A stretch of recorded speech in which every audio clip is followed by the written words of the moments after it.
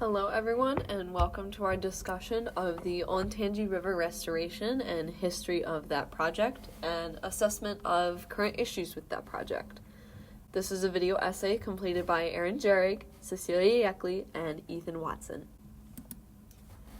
So for just a bit of background on this river, obviously we are aware that it cuts through our very own campus at The Ohio State University, but this river spans much of central Ohio, starting just south of a place about 45 minutes north of here called Galleon. So it is just south of Galleon, and it spans all the way down to where it meets the Scioto in Columbus.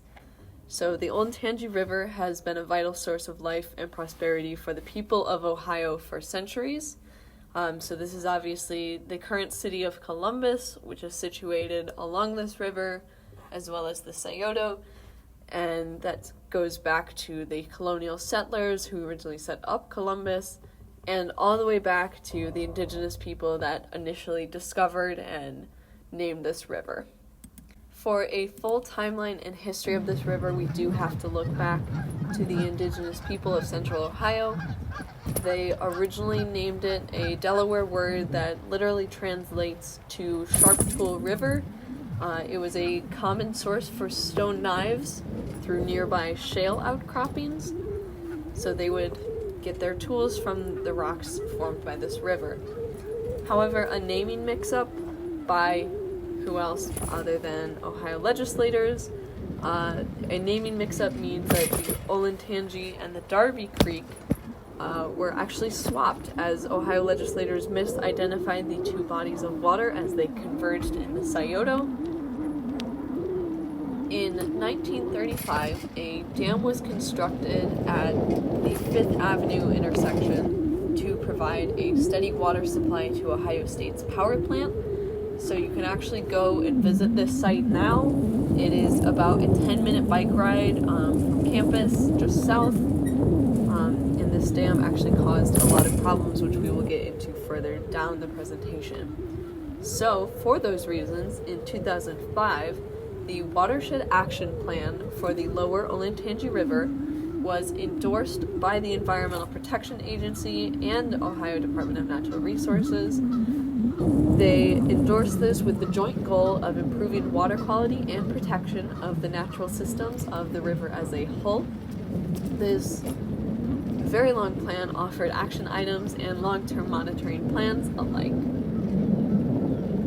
So between the years 2004 and 2006, the City of Columbus and EPA both agreed to remove the dam as part of this action plan. Now, about 6 years later, in 2012, the dam was actually removed and restoration projects began. So a couple important locations along this river, because it obviously is very large, is the Lower Olentangy watershed as a whole, the Lane Avenue Bridge, which is considered the northern limit of the restoration effort in connection to the 5th Avenue Dam project, which we will be focusing on today, and of course 5th Avenue, the site of the dam installed in 1935, ultimately having to be removed in 2012 for harm to river hydrology and the landscape as a whole. As you can see, we obviously have a good view of what has happened after the dam's removal. So it's a bit more of a calm watershed. The pressure has gone down a bit. There's a bit of a greener area, but the restoration efforts are still in progress. So we're going to go and examine one of the big players in why this restoration has been successful, which is FLOW. So FLOW is the Friends of the Olentangy Watershed. They were founded in 1997 as a nonprofit with the goal of keeping the watershed as clean as possible. So they've done this by a lot of volunteer outreach. You may have seen them on campus. So they accomplish their goals under the guidance of their board of directors and through public education, volunteer events, and coordination with public officials. So their proudest achievement, in their own words, is their role in creating the Watershed Action Plan at the outset of this restoration project back in 2005. As you can see in our footage, there is a decent amount of green space along the watershed.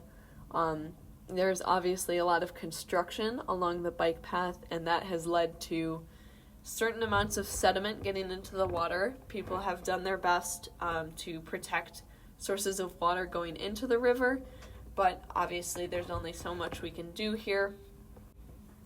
There is also a pretty solid amount of litter along the river because it is along a college campus, but it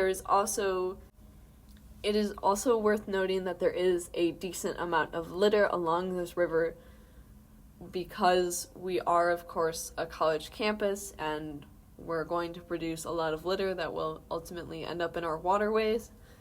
There is also a pretty common occurrence where homeless individuals will take shelter under various bridges and leave some of their things behind that often get mistaken for trash. There is also much to be said about the fauna, as you can see in the footage. There are several geese, and there are even signs near the Lane Avenue Bridge describing the role of geese in how they have put a dent into restoration efforts, but also fauna, such as deer. So there were several deer that we saw while we were shooting for this essay, and this includes browsing in specifically restored plant areas. And you can only imagine if we saw that many deer for the small amount of time that we were out shooting, you can only imagine how many deer must live along this river and just kind of eat all of the money that gets put into this project. We have identified many problems regarding the Olentangy watershed. Some of the problems were issues in the past and have since been alleviated, while others remain relevant to our restoration plan. First, a hindrance to restoration and maintenance of the area is the way it is zoned. This area passes through the jurisdiction of multiple cities, counties, and organizations, and the requirements of these areas are not all congruent. Because of this, the restoration and maintenance of this area is not unified, which makes it difficult to make lasting changes in the ecosystem.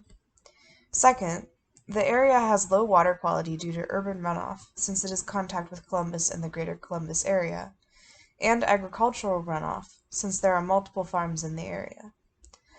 The water quality is further worsened by hydromodification, home sewage failure, and influxes of stormwater, although there have been efforts in the past to improve water quality. The habitat conditions are also relatively poor according to the Qualitative Habitat Evaluation Index. Currently at the site, there are many invasive species such as honeysuckle, purple loosestrife, and reed canary grass. These species hinder native species, which are vital in supporting the wildlife of the area. Purple loosestrife does not provide food to wildlife, and hinders the growth of native species that do provide food. Furthermore, it blocks drainage. Honeysuckle and reed canary grass both spread very quickly and often outcompete native species, in addition to the presence of invasive species.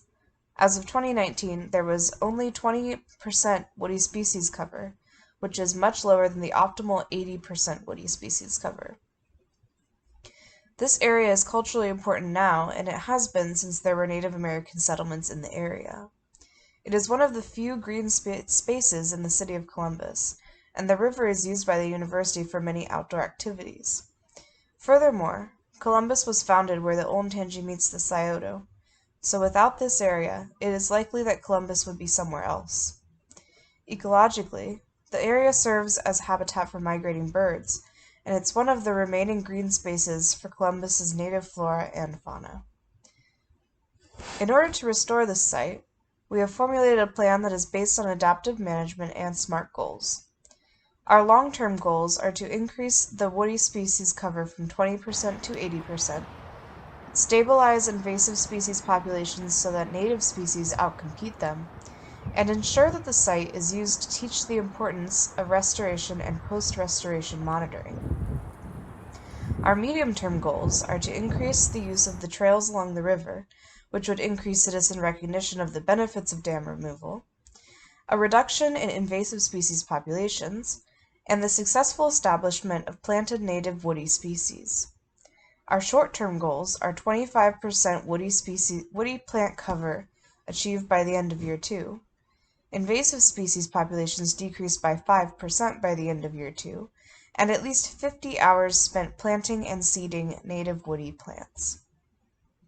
Our primary methods are to remove all low-head dams from the city of Delaware to allow for more sediment movement and deposition, and replace failing home sewage treatment systems, which would both improve water quality, plant and seed native woody species, and remove invasive plants.